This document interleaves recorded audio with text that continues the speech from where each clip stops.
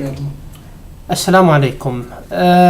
Today, inshallah, we will discuss some issues related to Islam and modern politics, as we did do with the other units. Today, our discussion will be taken from the fourth unit of this module, and inshallah, we will be able to bring different issues on the table where we can discuss different questions. We try to find some answers, some description, and provide some critical analysis over different issues. And from the subtopics or subtitles, we are gonna to discuss Islam and Islamic revivalism, which is related to the Tajdeed, and Reformation, which is related to Islah.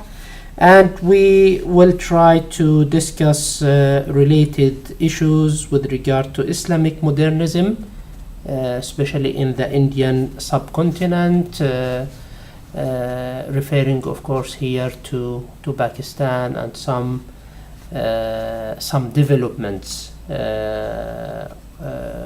over the issues of modernism and how this was understood. We have also the discussion over Islamic modernism, and we will try to explore different ideas and different thoughts related to modernism and how Islam and Muslims and the Muslim scholars discuss this from different aspects and different sides. In addition to these topics, we will be touching in a way or another Islamic fundamentalism, and we will see how this is affecting Islam and the Islamic thoughts, and what is the relation between the fundamentalism and extremism, and what is the impact on the Islamic view over the modernism. Starting from the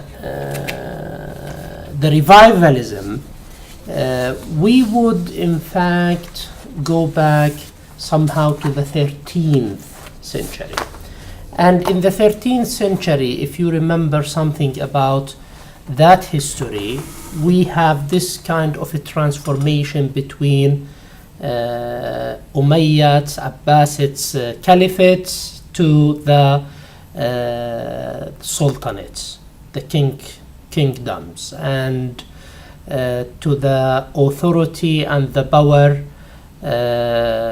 among the sultanates, among the royal families, let's say, as we can understand it nowadays, because under Umayyads and Abbasids caliphates, I would argue personally, from the academic point of view, that it was based on the tribal concept, that all the dynasties and all the people who came to the power succeeding one another in fact was built, whether under Umayyads or under Abbasids, was all built on the tribal connection, where the father will transfer the power to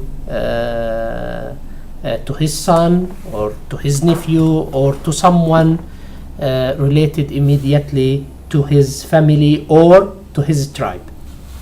And no wonder to find this kind of things, because the whole community, the idea of the whole community in the Arabic or the Arab area, in fact, was built on the tribal concepts and the family relations.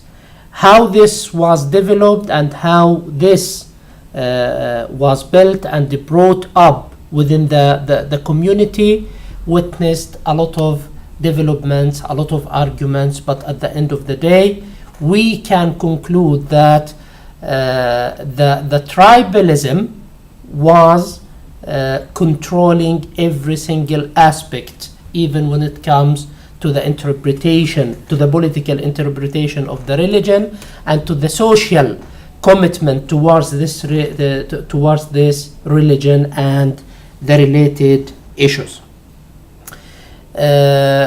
We would also argue that the sultanates came after that. If we say, for example, the Safavids, if we can say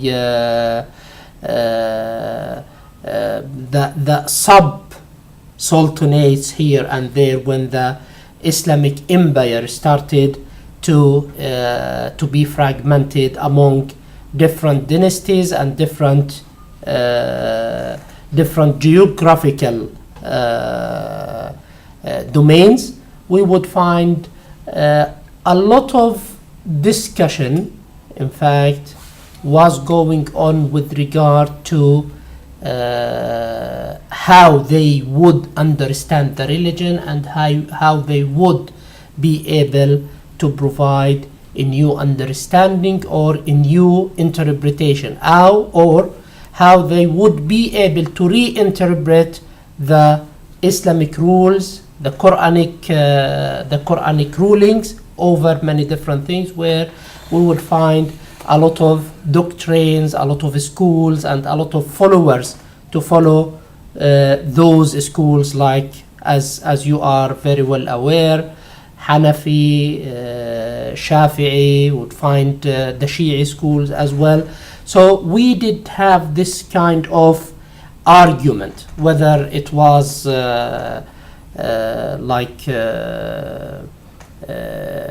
social argument or political argument or ideological argument, but this argument was there, and this was for many people a positive thing, because this come in the same line with having more educated people. This comes with the enhancement of science, comes with more and more spread of or wider spread of academic institution, if we can call it like this, the translation as well from other languages, the innovation, the scholars. I mean, you would in fact list a lot of developments within the community to be attributed to the interaction between different factors within the nations at that time and the people in power. And at that time as well, we did trace back many different arguments between the people in charge in the power and the scholars as well, like the clerics. And at that time we would find the clergymen, in fact, they did have still their positive influence among their communities, so they would be in fact in a way or another feared by the power. As a consequence for this kind of fear, we would find them respected. We would find them heard by the people in charge in the power, the rulers at that time. But at the end of the day, there was a serious concern about whether we can call all this discussion, the development within the community, the science, the education, the academic life, whether we can call it modernism or modernity, whether they recognize this or they didn't recognize this. Because how to define the modernity itself, it would be an issue by itself. But in my own opinion, I would believe that as far as the community was a productive community at that time, the science was encouraged by the people in charge, the scholarly work was produced all the time. I would believe this kind of things would be called a modernity, because modernity, it means keeping your community up to date. And this is one of the facts that the communities under the Islamic Sultanate or Caliphates were in fact enjoying at that time. So between the revivalism and the Reformation, there was different issues where some people, they said, if we are talking about the revivalists, we would find them all the time asking about renewing, making tajdeed to the religion and to the rulings of the religions, and the others, they were calling for reforming the religions. But when you look into the case in depth, you would find yourself, in fact, just finding that whether we are talking about reformation or talking about revivalism, like reviving some understanding, it's all about keeping the religion as it was originated by the first revelation of the Quran, but the demand would be about how to understand and to renew our own understanding in this regard.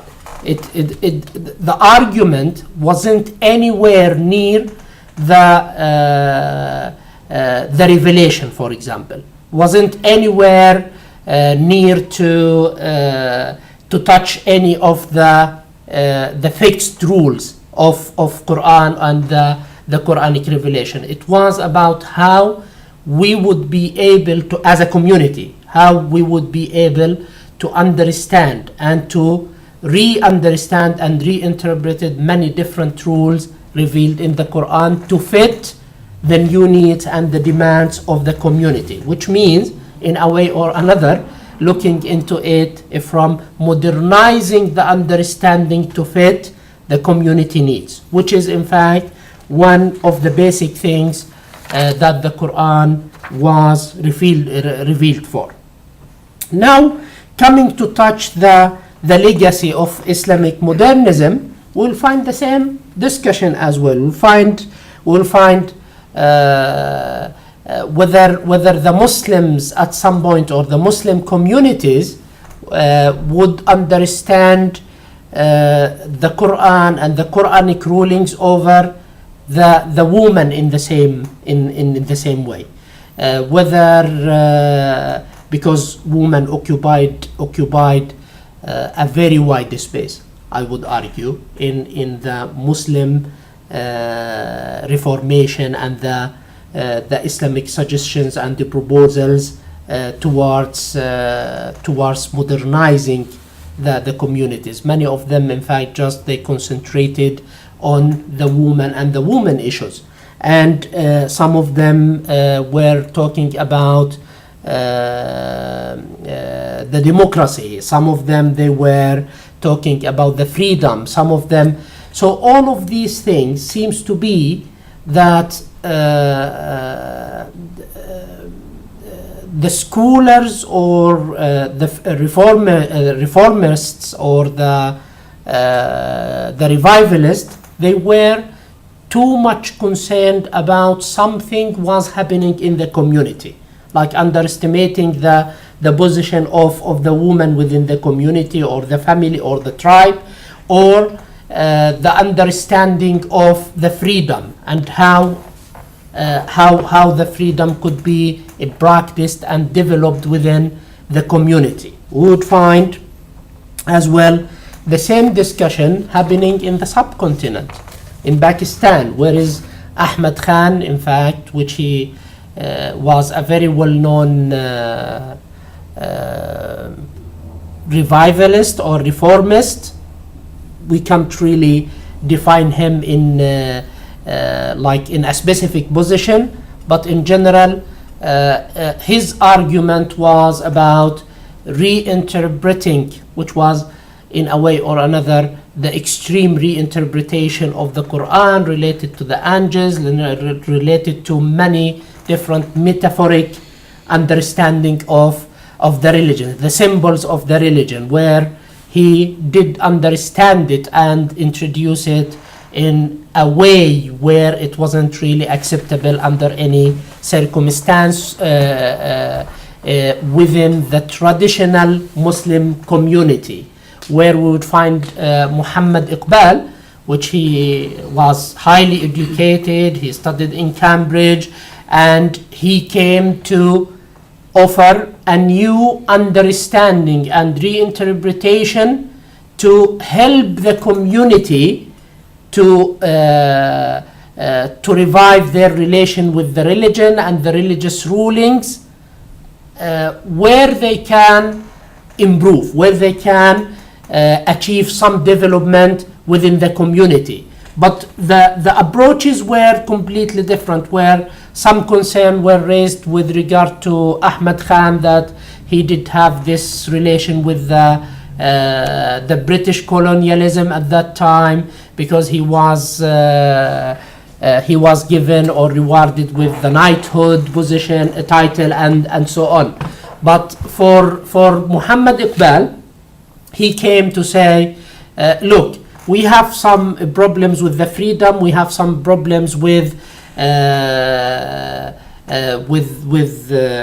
power system, we have some problems with the people who are in charge, and this is due to the lack of understanding Islam in the proper way, where he was advocating all the time how we can articulate the Islamic rules to be as a law, like to codify the Islamic rules, to make it clear where you can build the state of law, and all the people would be under this law. And of course he was discussing the Shura, but based on his understanding to the democracy. So the democracy was one of the main factors or elements of his advocacy towards the reformation of not the Islamic law, the reformation of the Muslim communities, because he wanted the people to get it right in a way or another according to his view. And he advocated he had given a very important issues to organizing the community based on law. Whatever the law he is talking about, whatever the understanding he wants, but his view was about, if we can settle our own law, we can codify the Islamic rulings, everyone would be committed to this, and everyone will be progressing within the community, and the relation between the state, the government, the people in charge, whoever, whatever the foundation or organization or institutions called, but the people would have a clear relation between, and I think this is not far from the proper Islamic understanding. If we go back to the constitution of Al-Madinah, where the Prophet sallallahu alaihi wasallam, he established this constitution of Al-Madinah, which was considered for until now considered as one of the advanced constitutions to organize the relation between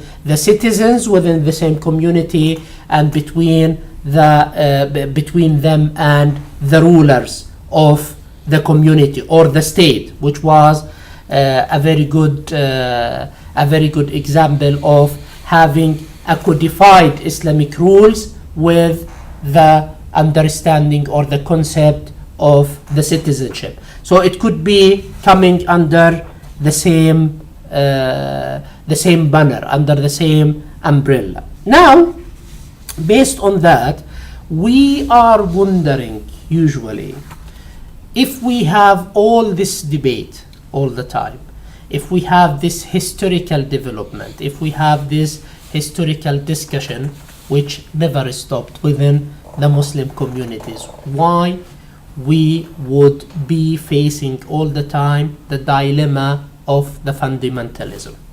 Because many people, many scholars, many historians, they considered, for example, the Wahhabism as one of the revivalist movement. Many people, they are accusing the Wahhabism as the cause behind the fundamentalism spreaded now in the Middle East, or the fundamentalism that established in the Middle East since 40, 50 years, even longer, some of them. Some of them, they consider, for example, the Sanusi movement in Libya, if we are talking about North Africa, so as part of the revivalist movement in the Islamic or the Muslim communities. We have different things. We many they refer to Ibn Taymiyyah to be the best example of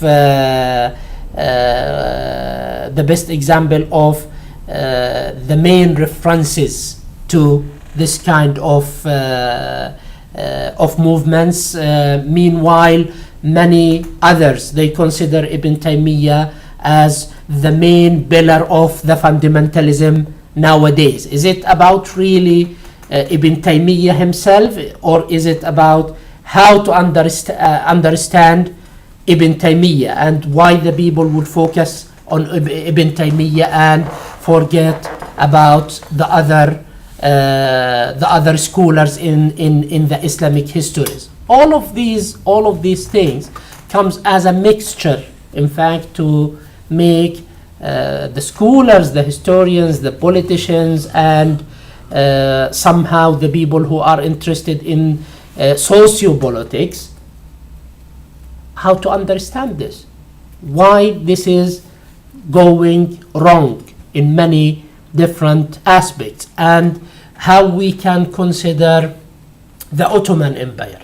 Was it like kind of reformation or revivalism? Were they really people who brought some new context to the Islamic law, because they established codified Islamic rules? They brought some of the rules from Europe. Many people, they say it was a successful empire and it protected Islam and the Islamic values, and this is why they got like a lot of support and a lot of like expansion in different geographical and demographical aspects. But in the same time, many, they would argue, they failed to build strong rules based on the Islamic law or the understanding of Islamic law, because they couldn't pick up with the modernity as Europe was witnessing at that time. Are we talking about, for example, a serious default and a serious failure of the Muslims as a whole, whether we are talking about Ottomans, Safavids, Seljukis, whoever, to catch up with the development and the improvements of the West? And is really the modernity and the modernism we are talking about, or modernization, should be related all the time to the concepts of the same concepts established and grown up in the West, in Europe specifically? Or we have an issue of the values, that we can take the materialized or the material aspect of the modernity and we can just keep the same values? All of these issues, all of these elements could be a very rich issues to be discussed and to be debated on our table today, and I am more than happy to receive any question and to discuss it together. Thank you very much for your lecture. I just wanted to raise a few issues in regards to all of these previous dynasties such as the Umayyad, the Abbasids, the Safavids, the Ottomans. As a realist, I would like to know that what have they done for the Muslim people? What have they done for the Muslim population? I want to know that all of their developments and in regards to the economy and to interpret the Quran to fit contemporary society, to link it so they can evolve, if that's the right word to use. How have we benefited from everything that they've done? Now, for example, Japan, they probably a country that has a very low unemployment rate, probably the lowest in the world. Whereas if you go to Muslim societies, in general, the unemployment rate is very high. So what did the previous dynasties do for us right now that we can benefit from them? Because in my view, I don't see that we can benefit from anything they've done. All they've done is basically benefited themselves and occupied more countries and gained more land and built the economy for themselves and the people in power to benefit, not for the wider Muslim population to benefit from. Well, we have to be very careful of making the link between our current situations, which is if we are talking about the human civilization, or we are talking about Muslim communities specifically, yes, and the situation that was created before 800 or 900 years.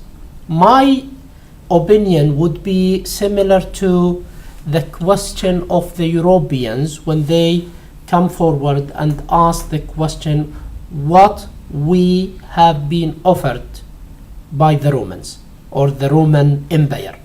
The Roman Empire, in fact, they did what they believed that they could achieve for their people at that time, or they did adopt different practices, different ways of implementing the power in many different areas, whether we consider them as occupiers, we consider them as colonialists or whatever.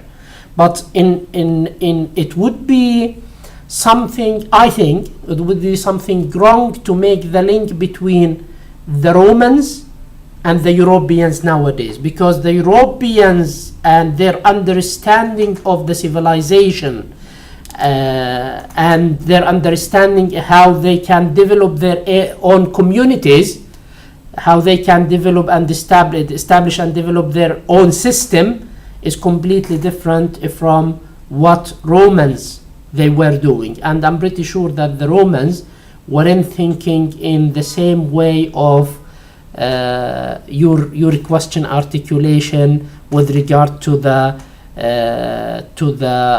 let's say the previous Muslim dynasties or empires, because Umayyads, they were an empire with a specific political structure where the religion was still occupying a very wide room in their thinking, or how to justify their thinking. We have to be, if we want to be academic here. The same about Abbasids, the same about the Sultanates followed up Abbasids and Umayyads. And we would still consider that the first Muslim generation, which for the vast majority of the historians ended up with the fourth caliph,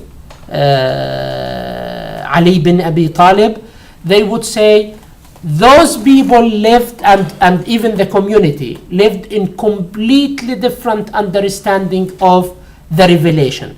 Completely different implementation of the revelation. Although they were the main people to carry or to entrust themselves on the revelation, how to implement it, how to make the good example, how to produce the proper understanding of the whole humanity.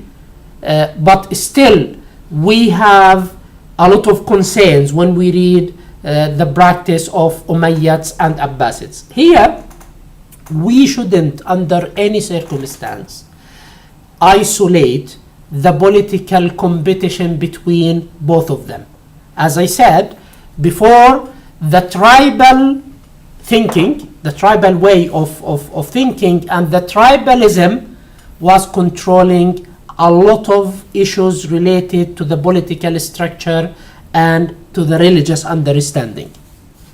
The reason why I asked the previous question, like you mentioned about the Roman Empire and Greek Empire, my personal opinion is that civilization in general have benefited from the Roman Empire and the Greek Empire, for example, more than they've benefited from the outcomes of the Abbasi Empire or the Umayyad Empire. For example, in regards to science, in regards to maths, in regards to governments, the Olympics, all of these features civilization have obtained from the Roman and Greek empires, and probably even the Islamic dynasties, in brackets, have obtained their way of government and science, etc., from those empires. Okay, let me disagree with you. The disagreement is about the misunderstanding of the positive role of those dynasties, specifically here the Abbasids. And under Abbasids, there is no much argument about their positive influence over the human civilization until the time we are in fact living in, because you have rightly mentioned the development of the science, the development of the languages, many different fields or scientific fields. They mostly, in fact, developed and improved and innovated even by the Abbasids. Abbasids, they have this kind of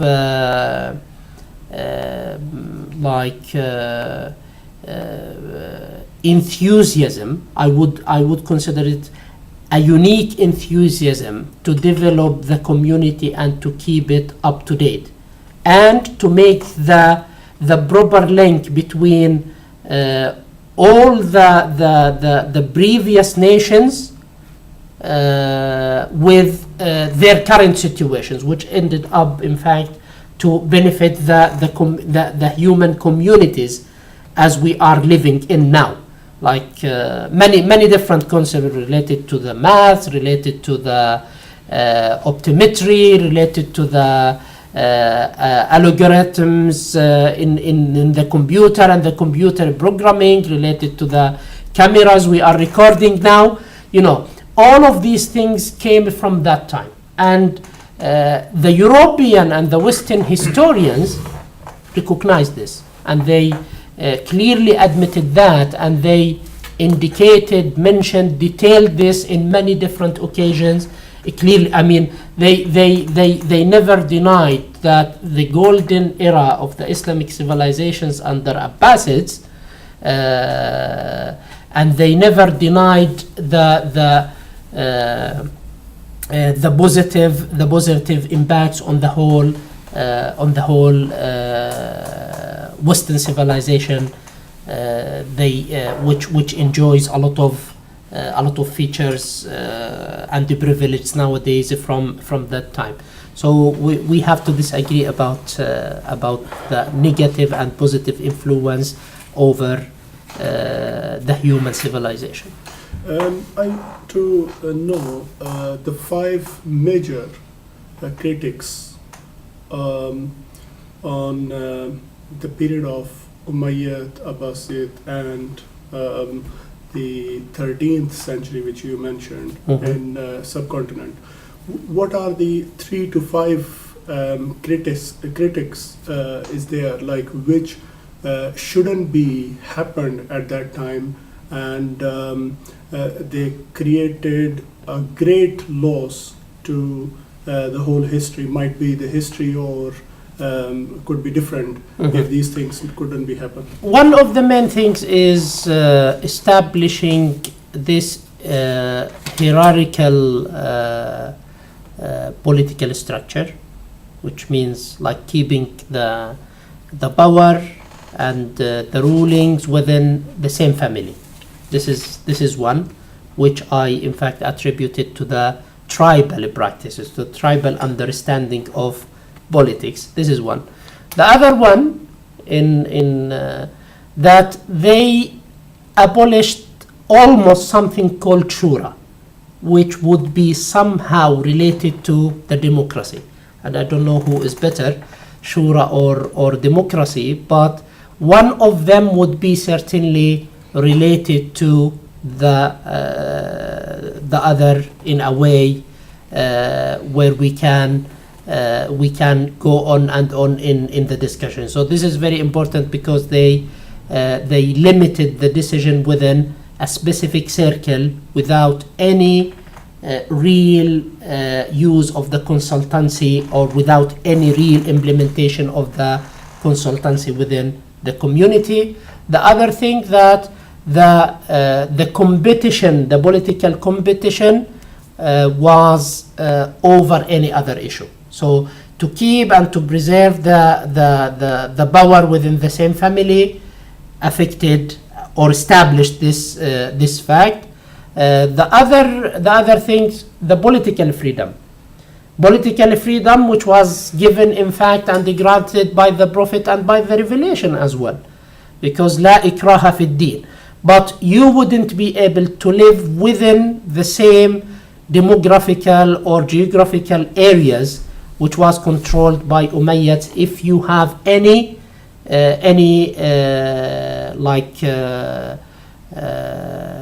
different political view.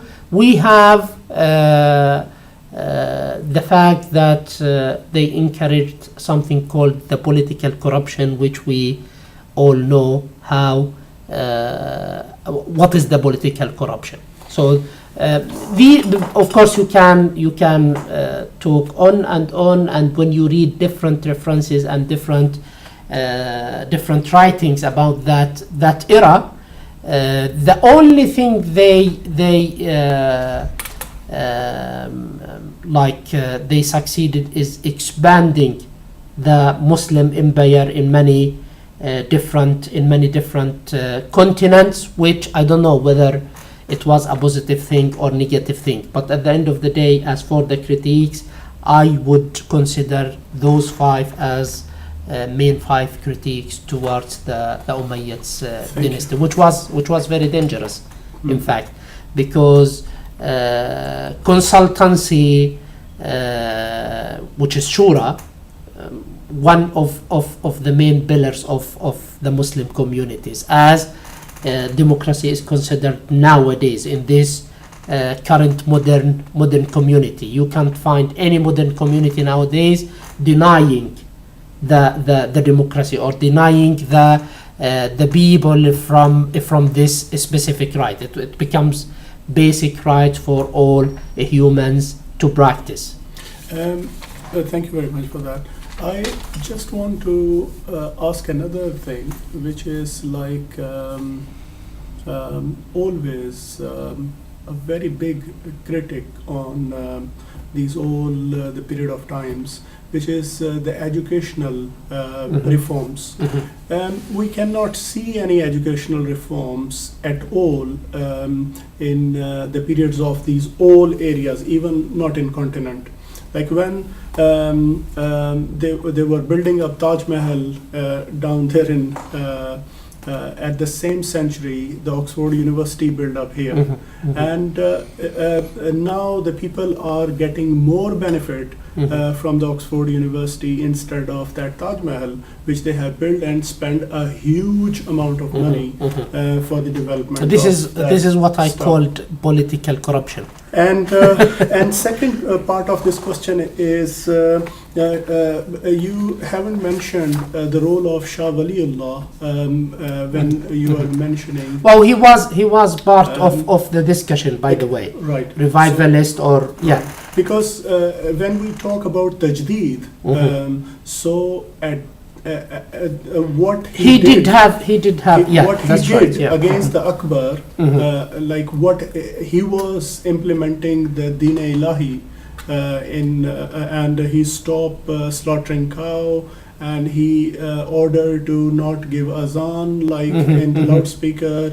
He stopped having like so many things which was against the Sharia.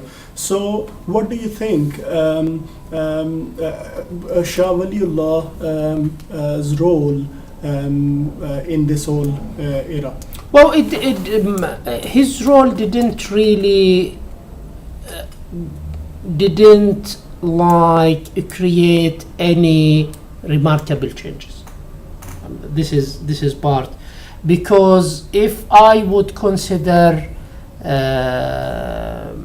any comparison between him, for example, and Muhammad Iqbal becomes a very very well-known Islamic symbol when it comes to the Reformation and revivalism. Why? Because his approach was much more close to the people, and his approach as well was that kind of a gradual approach.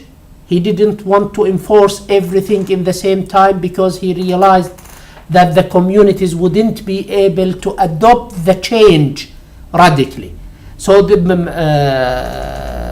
Waliullah was different story, because he went so extreme in many different things and without any real religious proof. But Muhammad Iqbal was doing something completely different, because he was initiating most of his ideas. Every single occasion he will come with a new idea for reformation, which was in fact supported or proven by religious proof. Now, talking about the universities and Taj Mahal, Jami'at al-Zaytuna in Tunisia was almost in the same time, which was in fact the first academic institution to be established in our known history, even before Oxford and before Cambridge. So this, just to give you an idea, which is still exists, in fact, it is still there, and it was revived just the last 10-15 years, where it started to receive new students, and it was the first Islamic. Sorry to interrupt. Yeah. Is it like madrasa based? No. or It the was research? A proper academic institutions, higher education institution as we know it now. So they had the library, they had departments, they had schools like colleges and faculties. They had principal, vice principal, they had students accommodation. So everything we know in the higher education institutions was established in this university. Now, something we have to mention and to link your question to Ahmed's question earlier is about Abbasids and Baytul Hikmah. Baytul Hikmah was established in Baghdad, and even according to many Western and European historians, they described it as a very well established and advanced research center, where they did have a specific fund from the state to fund the specific research projects, especially when it comes to the translation from Greek, from Romans, from Chinese, from many different previous scientific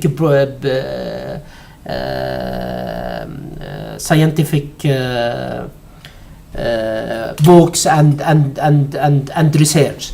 So in Baytul Hikmah, which was under Abbasids, everything you would imagine in the most advanced research centers affiliated to the most important universities in our current time, you would find it in Baytul Hikmah, where many people used to, many scholars, many researchers, they used to call them researchers.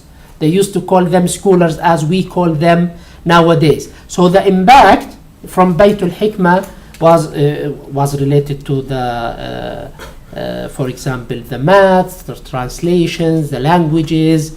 It was related to medicine as well. It was related to chemistry. Was related to every single branch of science. Humanitarian and scientific branches and fields. So we can't really underestimate the contribution or the role of that time. Don't you think this role is not that significant as compared to the population, as compared to the piece of land which they got it, like almost 28 or 29 or 30 countries, for example. And this is the very few examples as compared to the they were like we expect them to do for the education, as we expect them to do for the development of society, for this science, for technology. And we cannot even see, for example, if we talk about medicine, if we talk about the hikmat, which is like tradition from Hazrat Luqman. So these all things we are not getting anywhere, and we cannot. You mean that now it's currently not developed at all. Currently. And I mean, like, is not the significant Well, it was at that time. It was significant because they used to even to encourage more scholars and researchers to come from other nations and other countries. And this by the way, this was a very well established practice by the Ottomans as well. The Ottomans, they encouraged a lot of scholars, a lot of doctors, a lot of researchers, a lot of professionals to come to Istanbul. In Istanbul, it was something a lot of Europeans would dream, even just to visit or to have a research fund to go there to study the Turkish or the Arabic language, because it used to be scientific center or academic attractive centers for all researchers and academics across the world. And I myself consider this as part of reviving the understanding of modernity, because this is how the modernity would be understood, providing something to keep your community up to date. And this is what was happening under Abbasids and Ottomans in those two examples. And taking into account all the previous developments and empires and dynasties, etc., to what extent would you agree or disagree with maybe a right-wing view that the Islamic states or Islamic countries are witnessing modernity, whereas the West is witnessing post-modernity? On one hand, the Islamic states, for example, have inherited mainly the negative attributes of their previous dynasties. You mean Muslim states Muslim or states. Islamic state, which is ISIS? No, I don't mean ISIS. Okay, I mean Muslim states. Muslim states. Okay. Let's call them Muslim states. Okay. Mhm. Yeah, that they've inherited the negative attributes of previous Muslim states, Mhm. and they've also inherited the negative attributes of the West. Mhm. So they take the negative attributes of the West Mhm. rather than the positive attributes of the West. On one hand, the West is a productive Nation. nation, Mhm. whereas the Muslim states, they're more of consuming nation. Mhm. Nation. Mhm. Therefore, some would argue that the West is more advanced than Muslim states or other states due to this reason. Now, some people they might regard that the West have colonized many countries and they've stopped them from developing, etc. Rightly said. Yeah, but then on the another hand, someone might argue that due to their development and due to their advancement, they had the capability of creating and developing weapons and politics and diplomacy, etc., that allowed them to take over and colonize other states, Mhm. whereas other states lacked that capability to do the same. And previously, we know that the Muslim states they occupied Spain Mhm. when they were strong, Yeah. Mhm. whereas in modern day, some people might argue that they lack that capability. Mhm. To what extent would you agree or disagree of this comparison between the West Well, and the Islamic? It is sophisticated or complicated question. In fact, it's very like compound question, and it needs a compound answer or a compound discussion. Yeah. We have to understand that within every single Muslim community, we have different understanding of the religion, and as a result of that, we have to understand that the definition of modernity and how they understand the modernity, how they consider the concept of post-modernity would be different as well from community to another, and this is due to different factors. Colonialism, one of them. Some people they argue without the colonialism they wouldn't even be dreaming of witnessing any development in like infrastructure, electricity, and so on. But on the other hand, you would find a lot of people arguing that the colonialism was very much interested in exploiting those areas and those territories just for the benefit of their communities. It's about the industrial revolution, the raw materials, it's about the human resources, which was in fact and still very rich for anyone still thinking in the imperialist or colonialist way. The other thing we have to consider as part of the factors, to what extent the colonialism and the people who are witnessing the post-colonialism still influencing those territories and those countries. Are really the Middle East, for example, or the Muslim communities enjoying the real meaning of political sovereignty? This is very important. If we answer this question, we would be able to answer a series of questions.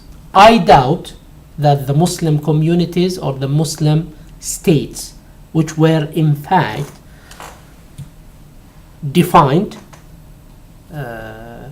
from a geographical point of view and sometimes demographical point of view by the colonialism. They didn't have any decision over their borders. This is from the very beginning. They didn't have any say towards how they can improve and develop their communities.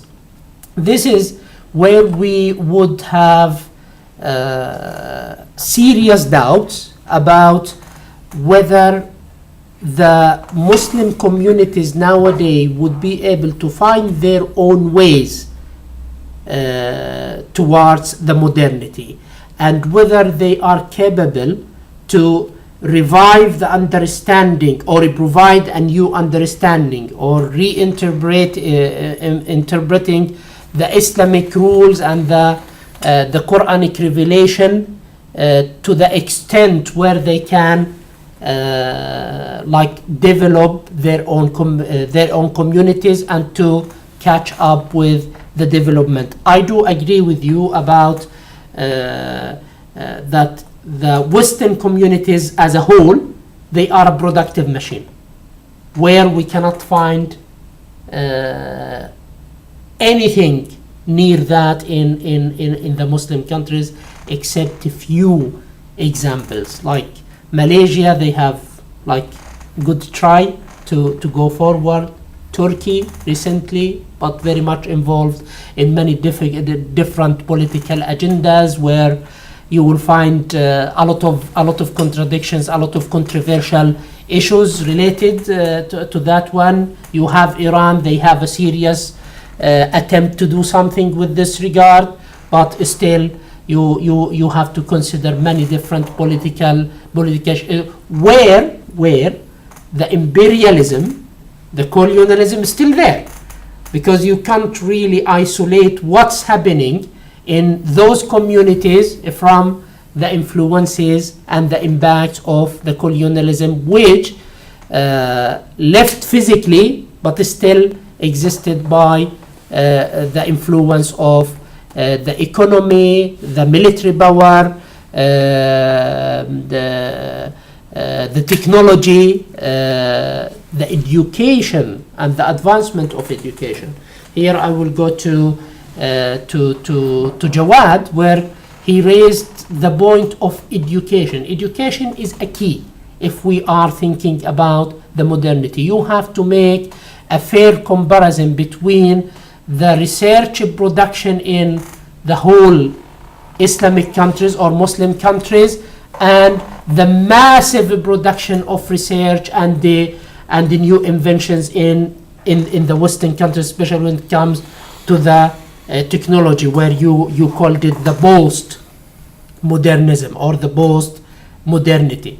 All of these factors would take you on and on and on into many different complications, where I believe that every single community and every single case should be studied separately and with a specific care.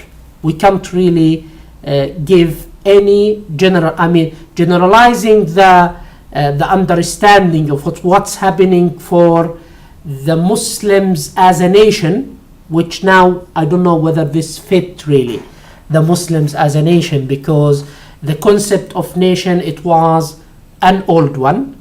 It was established and revealed under a specific situation, which at that time was matching the situation that the Muslims were living in. But nowadays, I would doubt that, and I would find myself studying every single case in those communities separately with different evaluation, different assessments. We have to consider this, but as a whole, we have a productive nation, which is the Western world, in fact, the European countries, and we have a consuming communities. This is one of the main fixed facts if we want to run any kind or establish any kind of comparison between both of them?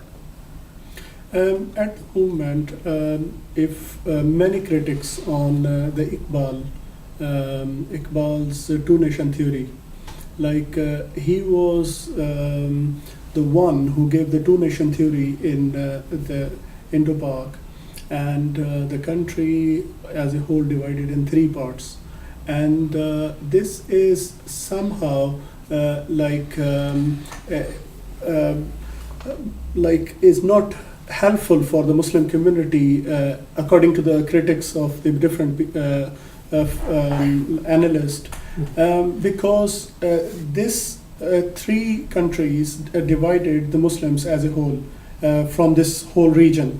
And now in Pakistan and India and Bangladesh, if you combine to three countries, you will find the more population than any other community. So if they could be together, don't you think that that would be more useful for as a whole for the all ummah and helpful for the community? And that critic is really powerful. Or well, it was valid in Iqbal's time, but I don't think it is valid anymore, due to the same reasons I just explained to Ahmed earlier.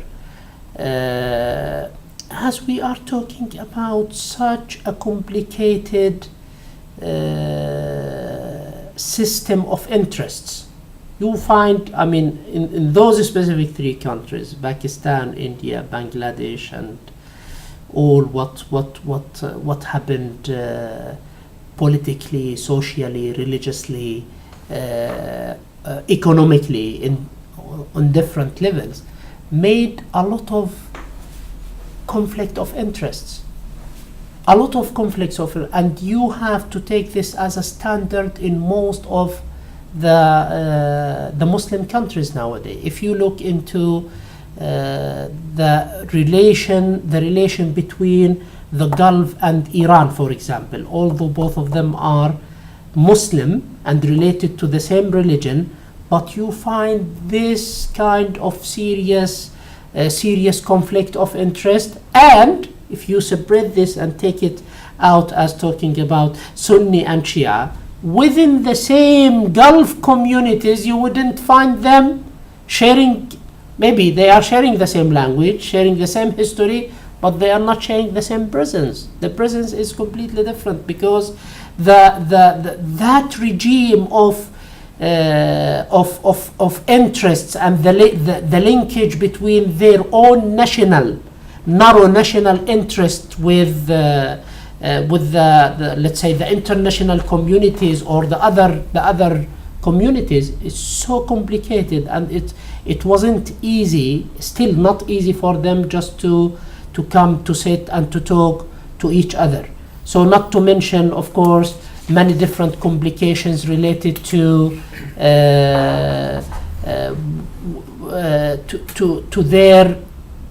their understanding of the religion, and to how they can create one agenda to deal with all current issues they are facing day by day. It's something really too far complicated to be solved just within one session. Yeah, because Pakistan and India, they are spending a lot of their 60% of budget is on the armored forces, as well as to making the new technology for war to protect each other. And this race is not going to end up to might be 300 more years, because the neighbors, you cannot change neighbors anyway. So this is the dictatorship of geography, they say. And the Kashmir is the another part which is still not anywhere in the agenda of the world.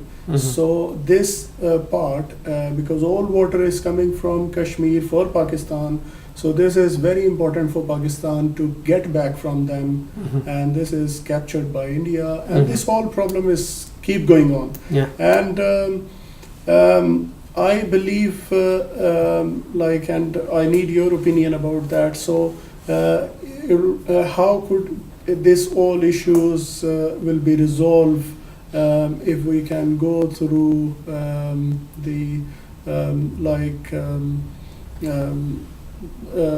some theory of we can use some theories or nowadays I see economic interests are really more than anything. the most important element in establishing peaceful relations, or even provoking new wars between nations. You would find that the economic factors motivating a lot of nations to come together. And of course, when we mention the economy and the economic elements of the relation, we have to put in mind, for example, Europe. We have to put in mind the free trade areas. We have to put in mind this huge international economic organizations. All of these factors, and it seems to be working for Chinese. China is not involved in any war now, and they are linking with the other parts of the world by encouraging and establishing and encouraging economic relation and links. And if the countries come all together in new economic approaches, I think this would be more likely to establish or inject a new motivation towards improving the relation and bringing people, because the people would be interested. If they have good economy, it means the freedom will be better. The people would be feeling more secure, and the people would be encouraged even to approach each other in other levels, on other levels. Yeah. Thank you. Thank you very much. Not at all. Thank you for coming, and inshallah we'll be continuing with Unit 5 in coming days. Thank you very much, and have a nice day. Thank you.